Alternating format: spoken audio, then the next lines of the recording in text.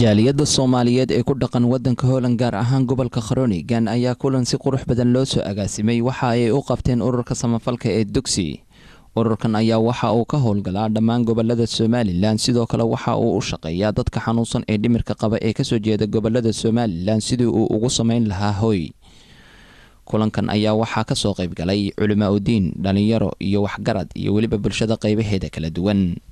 sidoo kale halka waxa la kooban ka jeediyay gudoomiye ku-xigeenka ururka Axmed Maxamed Cigaal iyo waliba gudoomiyaha jaaliyadda gobolka Groningen Axmed Hargeysawi.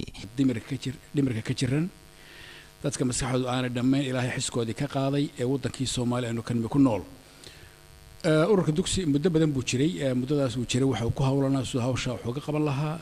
haddii hoy noqoto haddii taakula kala noqoto waxa markaa maanta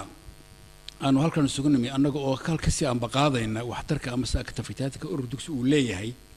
inaanu walaalahayga reer maxayd Gabiley oo ku hawshan hadda waqtigan xaadirka in dhakhtar dadka maskaxda ka jiran ay u dhisaan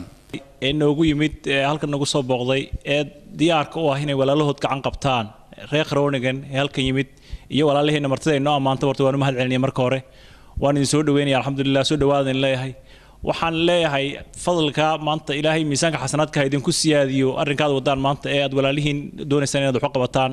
walaalahayga tabaruca doonayeen inay wax qabtaan ee diyaarka u heeyay la gacanta la garab taagan walaalahoodna waxaan leeyahay waad arki doontaan maanta iyo qiyaamaha iyadoo miisaan weyn leh oo aad ka yaabtaan waad arki doontaan insha Allah bidmillahi taala الصدقة إنت قفك بن آدم كأي دبعتها كسرته وأي نقطة حجاب إسقي دبعتها كل على هذا الحيسة